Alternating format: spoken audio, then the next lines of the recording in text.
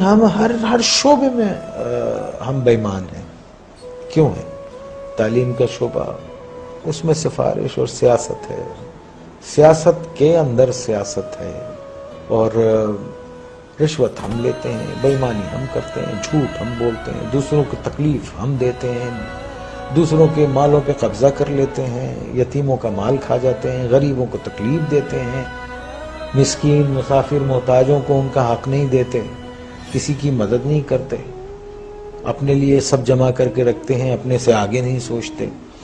تو آپ یہ دیکھیے ایسے معاشرے جو ہیں وہ اگر آپ اتنے برے ہو رہے ہیں جس طرح سے نظر آ رہا ہے آپ کو، تو اگر آپ قرآن شریف پڑھیں تو اس میں جو قومیں اللہ تعالیٰ کی احکامات کو نہیں مانتی اور جو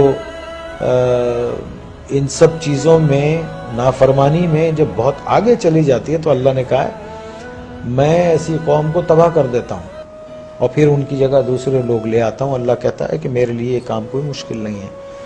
تو جو لکھ پتی ہے وہ کروڑ پتی ہونا چاہتا ہے، جو کروڑ پتی ہے وہ اربوں پتی ہونا چاہتا ہے، جو اربوں پتی ہے وہ اس سے زیادہ پیسے والا ہونا.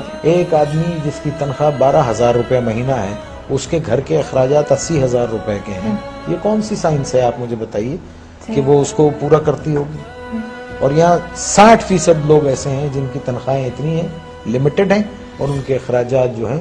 تو پھر کیا کرتے ہیں آپ؟ شارٹ کٹس مارتے ہیں، شارٹ کٹس مارتے ہیں. اور ایک بات یاد رکھیے، دیکھیے اگر آپ نے اپنی اولاد کو حرام کھلایا نا، حرام، بے ایمانی، چوری چکاری، ان سب چیزوں سے لوٹ کے یہ سب چیزوں سے کھلایا، تو وہ آپ کے پاس وہ سارا ویسے ہی نکل جائے گا. آپ دیکھیے کبھی جمع کر کے نہیں رکھ سکتا.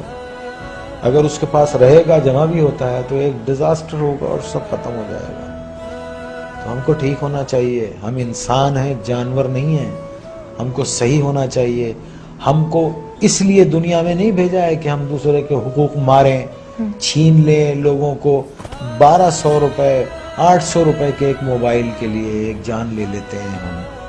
کبھی وہ تنہائی میں بیٹھ کے وہ سوچتے نہیں ہوں گے کہ ایک انسان کی زندگی جب وہ پیدا ہوتا ہے تو وہ گوشت کا لوتھڑا ہوتا ہے، پھر وہ انسانی فارم میں آتا ہے، پھر وہ دنیا میں آتا ہے بے سہارا، بے بس. ماں اس کو 9 مہینے پیٹ میں رکھتی ہے، پالتی ہے، پھر وہ گرم سرد کا مقابلہ کرتا ہے اور بڑا ہوتا ہے، چوٹیں لگتی ہیں، دھوپ ہے، بارش ہے، اور پھر ایک آدمی اس کو ایک 500 روپے کے موبائل کے لیے اتنی تک و دو سے پلنے والے بچے کو گولی مار کے چلا جاتا ہے.